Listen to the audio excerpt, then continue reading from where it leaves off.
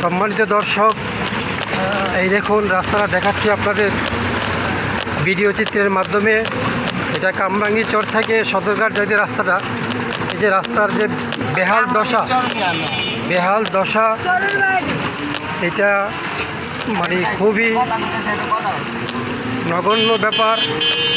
আমি সরকারের দৃষ্টিপাত আকর্ষণ করছি, অতি দ্রুত এই রাস্তাটি মেরামত করে যেন জনগণের চলাচলের জন্য উপযোগী করে তুলে, এই আশা ব্যক্তবাদ করে আমি ডার জাস্টিস বিডি ইউটিউব চ্যানেলের সম্মানিত পরিচালক মোহাম্মদ মোশাররফ হোসেন জানাচ্ছি, এই ভিডিও চিত্রের মাধ্যমে অবশ্যই আমার ভিডিওটি দেশবাসীর কাছে চলে যাবে এবং সরকারের নজরেও আসবে এবং এই রাস্তা যেন অতি দ্রুত সংস্কার হয়ে যায় এই আশাবাদ ব্যক্ত করে আমি আজকের মতো এখানে বিদায় নিচ্ছি।